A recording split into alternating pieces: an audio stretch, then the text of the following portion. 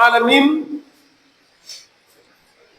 واجعل كلامي راشدا ومرشدا وفكرتي نوير وقلبي أرشدا. Alhamdulillah, nous remercions Allah subhanahu wa ta'ala, l'omnipotent, l'omniscient, le maître de l'univers.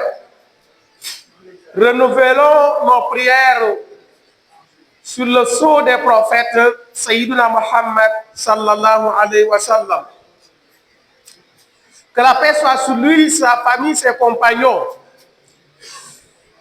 Chers frères, le thème que nous avons choisi aujourd'hui, c'est un hadith authentique du prophète. Dieu nous dit wa ma ataakumu rasulu faquduhu wa ma nahakum anhu fantahu. Il nous dit encore wa ma yantiqu anil hawa in huwa illa wahyu yuha. Il dit tout ce que le prophète vous a apporté, saisissez-le. Mais tout ce qu'il vous a interdit, également abandonnez-le. Car il ne parle pas de sa guise. Chers frères, le hadith est rapporté par Abdullah ibn Omar, le fils d'Omar ibn Khattab. Et ce hadith a été relaté par plusieurs ravis, plusieurs rapporteurs, dont Bukhari, Muslim, Abu Daoud, Tirmizi, Nasa'i, Ahmad. Et cela prouve l'authenticité du hadith. Un hadith plein d'enseignements. An Abdullah ibn Omar, an al-Bukhari wa Muslim, Abi Daoud wa Tirmizi wa Nasa'i wa Ahmad. Qala Rasulullah sallallahu alayhi wa sallam, kullukum ra'in wa kullukum mas'ulun an ra'iyya. Fal amiru alladhi 'ala an-nasi ra'in 'alayhim wa huwa mas'ulun anhum. Wa rajulun fi baytihi wa huwa mas'ulun anhum. Wal mar'atu ra'iyatun ala bayti ba'liha wa waladihi wa hiya mas'ulatun anhum. Wal abdu rajuli ra'in ala bayti sayyidihi wa huwa mas'ulun anhu. Ala fa kullukum ra'in wa kullukum mas'ulun an ra'iyya. Voilà le hadith qui parle de la responsabilité de chacun. Il dit kullukum ra'in. Chacun parmi vous est un berger. Wa kullukum mas'ulun an ra'iyya. Et vous serez interrogé sur cette responsabilité. Ça veut dire chacun parmi nous a une responsabilité et il sera interrogé sur elle. Et dit fal amir alladhi ala an-nas ra'in alayhim wa huwa mas'ulun anhum. Fal amir, la plus grande responsabilité, être un chef d'État, c'est la plus grande responsabilité car il y a des millions de personnes qui sont derrière vous et qui seront jugées sous ta responsabilité. Après le Premier ministre, les ministres, les directeurs généraux, les chefs de service, les imams, les chefs de quartier, les chefs de village, les chefs de famille, la mère. Voyez que Al-Amirou représente beaucoup. Et il faut faire de telle sorte que tu vas assumer ta responsabilité. Oui. Car Dieu nous dit, Yawma nad'u kullu unasim bi imamihim. Al-imam, c'est qui? L'imam, oui. C'est la plus grande responsabilité de l'islam. Al-imam, c'est qui? Le chef de l'État. Tout chef qui a derrière lui du monde, ce monde sera jugé sous sa responsabilité. Et gare à toi si tu as failli à tes responsabilités. Un chef d'État qui ne respecte pas son peuple, il dira mon pouvoir m'a tué. Car quand tu as le pouvoir, tu utilises ce pouvoir pour persécuter ta population, chasse que tu seras jugé. Si tu as un pouvoir, tu es le chef et tu s'empares des deniers publics, chassé que également tu seras jugé de cette responsabilité. Tu dois veiller à la sécurité de la population, tu ne l'as pas fait, tu as failli à cela, chasse que également tu seras jugé de cette responsabilité. Tu es le ministre, au lieu de travailler pour ta population, mais tu travailles pour toi-même ou pour ta famille, tu ne travailles pas à l'heure, tu ne vas pas correctement aux occupations qui t'ont été assignées, à chaque que tu seras jugé sur cette responsabilité. Tu es un directeur, on t'a mis au pouvoir, ou bien on t'a mis dans ce poste de responsabilité, c'est pour que tu serves ta population, mais pas s'en servir. Donc, que chacun sache cela. L'imam, il a la responsabilité de tous les fidèles qui prient derrière lui. Quand vous voyez l'imam souvent insister sur la rentrée des rangs, ou bien d'approcher, d'intégrer le groupe, de ne pas prier derrière parce qu'il connaît la responsabilité qu'il attend. Quand le prophète dit, la salata limun faridin khalfa saf, celui qui prie seul derrière sa prière n'est pas valable, l'imam ne peut pas rester sans parler, sans vous rappeler, rapprocher, entrer dans les rangs, entrer dans les rangs. Et quand il a parlé, sa responsabilité est dégagée. Mais il reste à ceux qui refusent de l'obéir. Et le prophète dit, وَرَجُلٌ رَاعٍ عَلَى أَهْلِ بَيْتِ وَهُوَ مَسْئُولٌ عَنْهُ. Le père de famille, il a sous sa responsabilité toute sa famille, commençant par sa propre femme, ses enfants,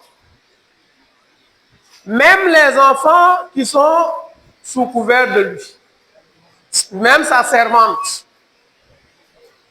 Quand Dieu nous dit, Ya ayyuhalladhina amanu qu anfusakum wa ahlikum nara.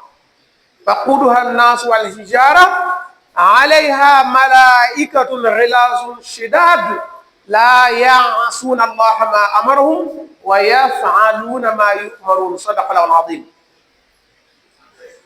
Dieu ici interpelle tous les musulmans et surtout les pères de famille.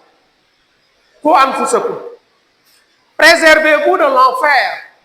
Oui, car ce monde est éphémère.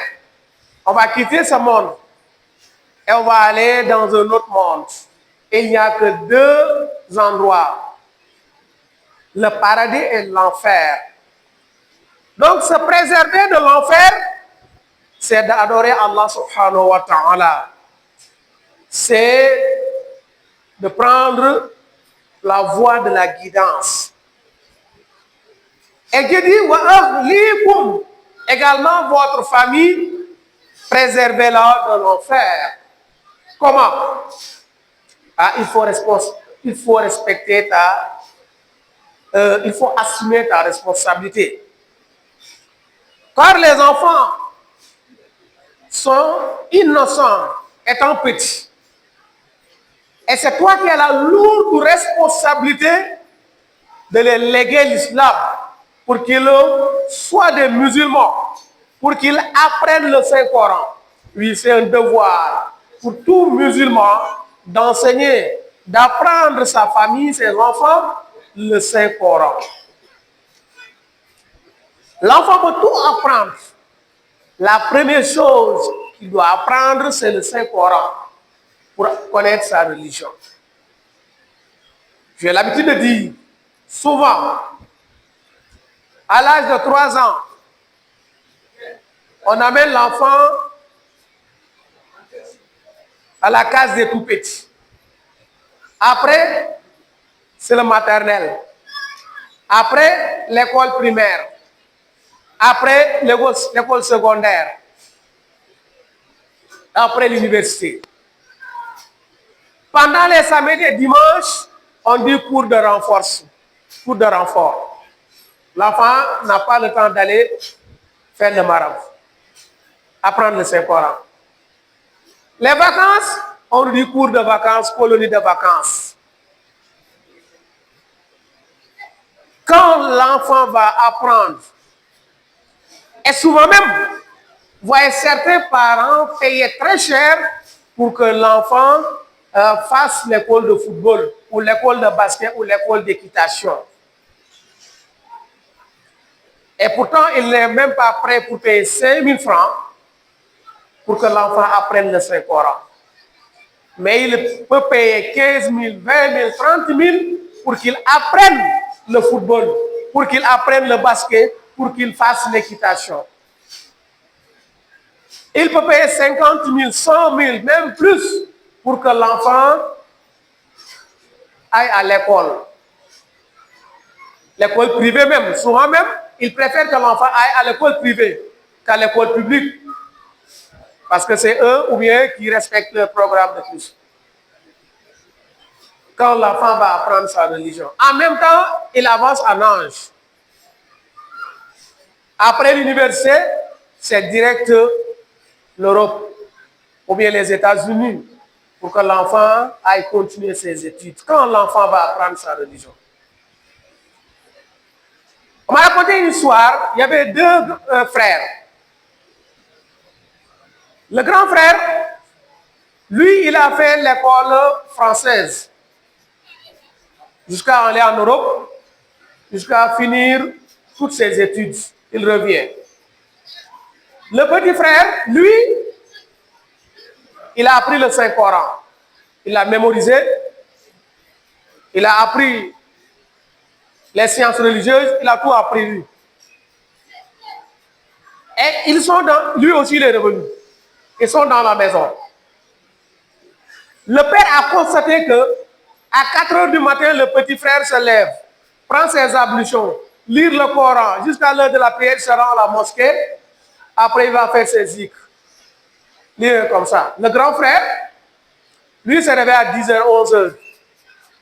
Il va prendre son café, Et le père a constaté ça. Il les a convoqués les deux. Il dit au grand frère, mais tu ne peux pas regarder ton petit frère, la manière dont il se comporte.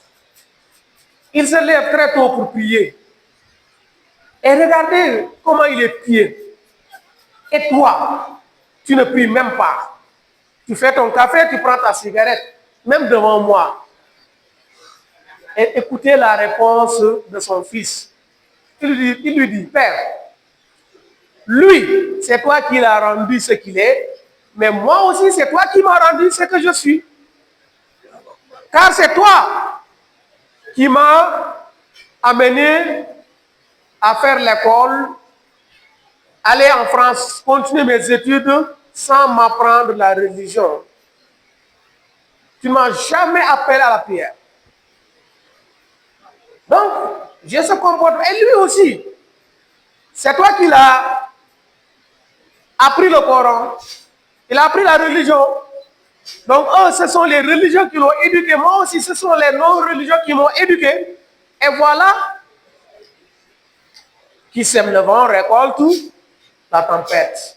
Chers frères et sœurs, le parent a une grande responsabilité vis-à-vis de la vie de son fils. Oui. Et de sa femme également. Il y a certains parents qui prient correctement, qui ont un comportement exemplaire, mais leurs femmes ou leurs enfants, non. Parce qu'ils ne leur disent rien du tout. Sa femme s'habille comment elle veut, comme elle veut. Sa femme, le père ne regarde même pas, ou son mari ne regarde même pas si elle a prié ou pas. Ça ne le regarde pas. Allahu Akbar. Et pourtant, elle fait partie de la famille.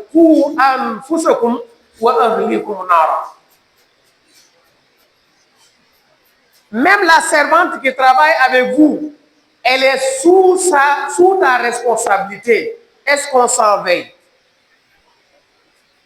Est-ce qu'on s'en veille? Et actuellement, wallah, je le dis haut et fort, beaucoup de parents ont failli à leur responsabilité. Oui. Et regardez le comportement que les jeunes ont, ou que certains jeunes ont. Et faites le micro-trottoir. Sortez, allez-y voir un groupe de musulmans. 20 musulmans leur demander quelles sont les obligations de l'ablution. J'ai dit, wallahi, tu 100 musulmans, tu leur demandes quelles sont les obligations de l'ablution. Je ne parle même pas des obligations de la prière, mais beaucoup auront du mal à te répondre. Peut-être sur 100, tu auras peut-être 5 personnes qui pourront te répondre correctement. Oui. Une histoire encore, on dit il y a des mécréants qui disent qu'ils veulent éteindre l'islam. Il y a un savant qui leur dit, tant qu'ils apprennent le Coran et ils le comprennent, vous ne pouvez pas éteindre l'islam. يريدون ليطفئوا نور الله بأفواههم والله متم نوره ولو كره الكافرون. Mais il leur dit, ok, ce que vous allez faire, brûlez le Coran. Il dit, mais même si vous brûlez le Coran, il y a certains qui ont déjà le Coran dans leur poitrine qui peuvent le réécrire correctement, sans faute. Et en fait partie notre imam, Cheikh Mohamed Gaye, que Dieu lui a accordé une longue vie, une bonne santé. Il dit, ok, ce qu'on va faire, les vieux sont en train de partir. Empêchons maintenant les enfants d'apprendre le Coran. Et regardez ce qui se passe, comme ce que j'ai dit tout à l'heure. Pour nous, quand on n'est pas allé à l'école, on n'est rien du tout. Et on préfère même les écoles de football, les écoles de basket, d'équitation, que apprendre le Saint-Coran. On préfère aller payer 100 000 francs, 200 000 francs, des millions même, que de payer 5 000 francs. Et je suis un témoin oculaire, hein, car j'ai une école. Et je ne peux pas vous dire les difficultés que j'ai pour le paiement correct de certains parents. Donc voilà que je suis un témoin oculaire. Que Dieu nous donne la bonne compréhension, mais que Dieu nous donne également la patience. Donc, chers frères et sœurs, sachez que chacun est responsable de sa famille. Et quand Dieu nous dit, la tulhikum amwalukum wala awladukum an dhikrillah. Ya ayyuhalladhina amanu la tulhikum amwalukum wala awladukum an dhikrillah. Wa man yaf'al dhalika fa ulaika humul khasirun. Que vos biens, que vos enfants ne vous empêchent à adorer Allah subhanahu wa ta'ala. Ne vous empêchent d'adorer Allah subhanahu wa ta'ala comme il se doit. Et celui qui aura fait ça a fait partie des grands perdants. Et quand Dieu nous dit encore, innama amwalukum wa auladukum fitna, chassez que vos biens, chassez que vos enfants sont des tentations. Ça doit nous interpeller, chers frères et sœurs. Ça doit nous interpeller. Ça doit être un rappel, car le rappel est salutaire, ou car le rappel doit être salutaire pour les musulmans. Que Dieu nous donne la bonne compréhension. Et la femme, elle est responsable également à ses responsabilités. Inch'Allah, le vendredi prochain, si Dieu nous donne la vie et la santé, nous allons continuer sur ce même hadith plein d'enseignements. Allahumma inna nas'aluka min kulli hammin faraja, wa min kulli dhiqin makhraja, wa min kulli usrin yusra, wa min kulli fahishatin sitra, wa ala kulli khairin sabila, برحمتك يا أرحم الراحمين. ألطف بنا وقونا وكلنا وهب لنا حسن الختام ربنا وصلي على النبي وسلم واقض به حاجة كل مسلم.